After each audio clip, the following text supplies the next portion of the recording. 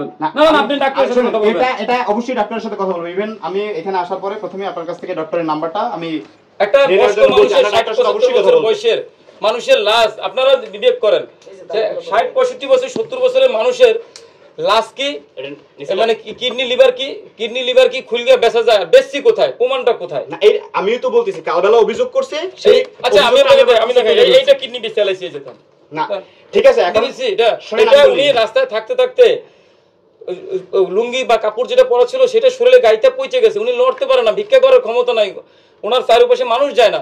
এইগুলো কি আমি অনেক আমার তো প্রত্যেকটা বাবা মার 256 জন বাবা মা আছে, 256 জন বাবা মার শরীরে অঙ্গ নাই, সব আমি খুলে বিছিয়ে লড়েছি। না সবকিছু আমরা বুঝতে পারছি, তাদের অভিযোগটা আমি আপনার কাছে জাস্ট ভাই আমার অভিযোগ আপনি তাদের কাছে জিজ্ঞেস করেন, ভাই জিজ্ঞেস করেন, প্রুফ করেন। আপনি প্রুফ করার আমি কেউ না, আমি অভিযোগ পাইছি আপনার কাছে জিজ্ঞেস করছি, আপনি আমাকে বলে দিয়েছেন। কিন্তু আপনার অভিযোগ ছিল এটা যে এটা হচ্ছে আমার কাছে যতগুলো পেশেন্ট আসে বা আমি যাদেরকে রাস্তা থেকে তুলে নিয়ে আসি বিভিন্ন অঙ্গ প্রত্যঙ্গে ক্ষত থাকে, কাটা থাকে বা হচ্ছে অ্যাক্সিডেন্টের। ভাই এটা সহজ কথা বলি, এইখানে একটা পোস্ট দেখাই আপনাদের।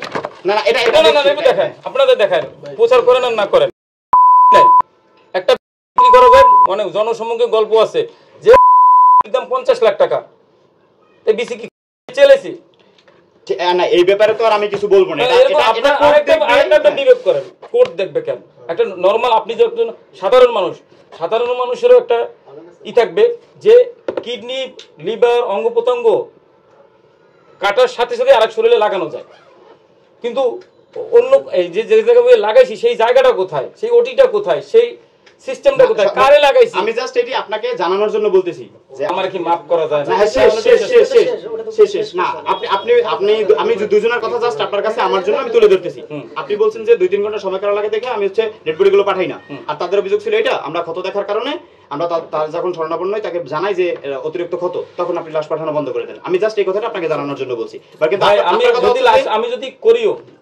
আমি যদি করিও অন্যায় কি করছি, এই পচা কষা লিয়ে পাঠাই, তারা ভয় পায়, তারা গোসল করাবে না বা তাদের জন্য সমস্যা, বা এই পচা মানুষের লাশের খুলা মুলা দেখবে, ঝামেলা করবে, অনেক সময় নষ্ট হবে। তা আমি যদি তাদের দিয়ে গোসল না করে অসুবিধা কোথায়? আমি মানবতার ফেরিওয়ালা এই কথাটা আমি কখনো নিজের মুখে বলি নাই। আপনারা টাইটেল দিচ্ছেন, আপনারা অনেকে বলেন,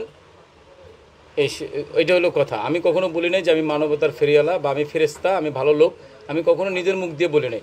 আমি রাস্তায় পথে থাকা অজ্ঞাত মানুষের জন্য কিছু করার চেষ্টা করতেছি।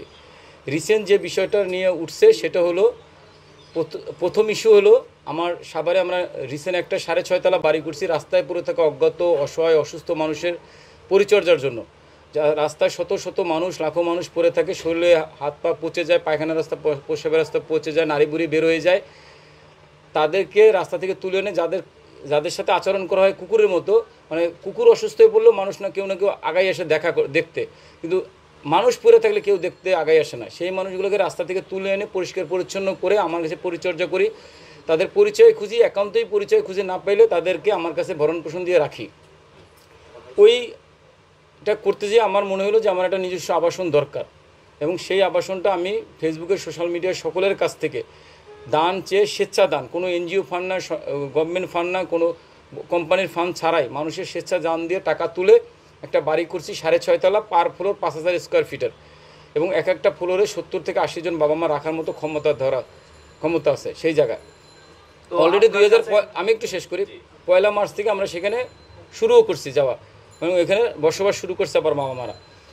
আমার ওইখানে আমার প্রতিবন্ধী মিষ্টির ঠোঙ্গা, বাজারের ব্যাগ, ময়লার ডাস্টবিন, বাথরুমের মধ্যে ফালাই দেওয়া প্রতিবন্ধী বাচ্চাদের বিভিন্ন জায়গা থেকে তুলে আনি, বা প্রশাসন আমার কাছে পৌঁছায়, পুলিশ আমার কাছে দিয়ে যায়, তাদের লালন পালন করি। ওই বাড়িটার যেখানে করা হয়েছে আমি ওই জমিটা 5%, 3%, 2% করে করে আস্তে আস্তে বৃদ্ধি করছি। করার পরে যে ওইখানে কোনো রাস্তা ছিল না, ওটা ছিল একটা আইল, মানে সবজি জমির মতো জায়গা, সেইখানে করার কারণে আমার একটা রাস্তার দরকার ছিল। পরবর্তীতে আমি বাংলাদেশের ঊর্ধ্বতন বিভিন্ন লোকজনের সাথে যোগাযোগ করে হাতে পায়ে ধরে একটা রাস্তা নিছি, এবং নকশায় ওখানে 12 ফিট রাস্তা যায়, কিন্তু ওইখানে 12 ফিট রাস্তা নাই, এখনও নাই। 8 ফিট আছে, 7 ফিট আছে, 6 ফিট আছে, কোনো জায়গায় 10 ফিট আছে। এটা এই সীমানাটা শেষ হয়ে মানে এল টার্নে আমার জমির সামনে যেয়ে অন্যদিকে আবার এরকম রাস্তা আছে, কিন্তু আমার পিছনের জমির মালিক যারা আছে তারা আমার জমির উপর দিয়ে কেনা জমির মাঝখান দিয়ে তারা 12 ফিট রাস্তা দাবি করে এবং সেটা নিয়ে তাদের সাথে দ্বন্দ্ব জড়ানো হয় এবং তাদের সাথে একটা ধস্তাধস্তির ব্যাপারও হয় আমার স্টাফদের সাথে। এইটা পরবর্তীতে এটা মামলা করায় কোর্ট কাছারি হয়েছে, পুলিশ প্রশাসনের দায়িত্বে আছে এবং এটা মামলা প্রক্রিয়াধীন। ওই জমির মালিক ভীষণ ক্ষমতাধর, ঢাকা শহরের টোলারবাগে 7-8টা বাড়ি আছে, অনেক টাকা পয়সা আছে এবং ওনার ভাই বেরাদার বন্ধু আত্মীয় স্বজন ভাইগনারা আছে যারা সাংবাদিক পর্যায়ে জড়িত, তারা মূলত আমার পিছনে লাগছে।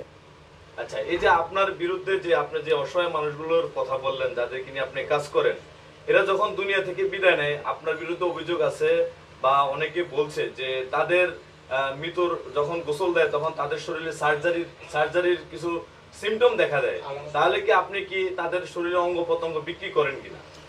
এটা প্রথম কথা হলো, আমি বিক্রি করি না বা এরকম কোনো সুযোগও নাই। আপনাদের যারা ছোট শিশু তারাও বুঝবে, মৃত ব্যক্তি বা বয়স্ক মানুষ 60, 70, 90 বছর ঊর্ধ্বের বয়স্কদের শরীরের অঙ্গ কোথাও বিক্রি করা যায় না বা ওইটা কোনো কাজেও লাগে না। এবং যারা দীর্ঘদিন কয়েক বছর রাস্তায় পড়ে থাকার পরে আমার আশ্রয়ে আসে তাদের অঙ্গের কোনো টেম্পার থাকে না। তারপরে যদি বলেন আমি বিক্রি করছি, কোথায় করছি, কিভাবে করছি, কার কাছে করছি, কোন মাধ্যমে করছি, সেই তথ্যগুলো আপনারা সকলে বাই করেন, প্রকাশ করেন এবং আপনারা প্রমাণসহ আইন কানুন প্রশাসনের হাতে জমা দেন। আচ্ছা, এই যে আপনি যেখানে আপনি করোনার সময় মানুষকে মৃতদেহ গোসল দেওয়া হতো, ওখানের একজন যিনি গোসল দিতেন তিনি বলেছেন যে এই সিমটম গুলো তারা দেখতো। হ্যাঁ আছে, আমার কাছে যত বাবা মা আসতেছে ছিল, সবার শরীরে কাটা ছেঁড়ার দাগ থাকাই স্বাভাবিক ব্যাপার। কারণ এরা রাস্তায় চলতে চলতে একটা সময় তাদের শরীরে ঘা হয়, পচন হয়, তারা বিভিন্ন জায়গায় আঘাত পায়, আঘাত পাওয়ার পরে তা ওইখানে পচতে শুরু করে, পচে ওইখানে পোকা হয়ে যায় এবং বিভিন্ন অঙ্গহানি হয়ে যায়। যার প্রুফস্বরূপ আমরা একটা ফাইল আপনাদের কাছে রেডি করে রাখছি। যারা রিসেন্ট আসছে নতুন তাদের ছবি আছে এখানে, যদি আপনারা কেউ দেখতে চান। হ্যাঁ, ভায়োলেন্স ধরবে দেখে ওনার কিন্তু পেটের কাছেই দাগ আছে। তার মানে কি উনি এখানে আছে, আপনারা চেক করতে পারেন। তার মানে আমি কিডনিগুলি বিক্রি করে ফেলছি, মাথার নাই, এগুলি হাত নাই, এগুলি পরিষ্কার পরিচ্ছন্ন করে সুস্থ করে তোলার পরেও তো দাগ থাকবে। এটা তো কসমেটিক্স স্বাভাবিক থাকার কথা। এদের যে সাধারণ যে সার্জারির প্রয়োজন হয়, যে সার্জারিটা প্রয়োজন হয়, এটা আপনি কোন হসপিটালে করি না। আপনার নিজস্ব, আপনার এখানে কি কোনো ওটি রুম আছে? ওটির আপনারা চেক করে দেখবেন। তাহলে এই সার্জারিটা কোথায় করেন? এটা আমরা যে রুগী আছে, যে জায়গায় যে বিছানায় রুগীটা রাখা হয় সেই বিছানাতে রেখেই তাকে পরিষ্কার পরিচ্ছন্ন করা হয় এবং এগুলি একদিনে বা 1 মাসে সুস্থ হয় না। এটা সুস্থ হইতে অনেক সময় লাগে, আস্তে আস্তে ড্রেসিং করে করে সুস্থ করে তুলতে হয় এদের। আচ্ছা, তো আপনি এই যে অসহায় অসুস্থ মানুষ বা এই মানুষদেরকে যে মৌলিক চাহিদাগুলো আপনি নিজের থেকে দেন, এটার আর্নিং এর উৎসটা আপনার? এটা আর্নিং এর উৎস হলো, আপনারা জানবেন আমার সোশ্যাল মিডিয়াতে 2টা ভালো বড় ধরনের পেজ আছে। আমরা যে রুগীটাকে আনি তাকে অজ্ঞাত দিয়ে একটা ভিডিও বানাই, সে কেমন আছে দেখে তার কেমন আছে ভিডিও বানাই এবং বিভিন্নভাবে আমরা একটা মানুষকে আপনাদের কাছে তুলে আনি যেন আপনারা দেখেন। এবং আমাকে যারা সহযোগিতা করে, আমি কি কর্মকাণ্ড করতেছি প্রতিনিয়ত সেটার আপডেট দেওয়ার জন্য ভিডিও বানাই। এই ভিডিও দেখে স্বেচ্ছায় মানুষে যে যা পারে সেই সাহায্য দান করে। কখনো আছে, যেমন আমি বাড়ি করার সময় বাড়ি করার জন্যই টাকা চাইছি আলাদা, আমাকে 10 টাকা দেন, একটা ইট কিনে দেন, 1 কেজি সিমেন্ট কিনে দেন, এরকম ভিডিও বা কথা বলে আমি মানুষের কাছ থেকে টাকা তুলে ওই বাড়িটা করছি।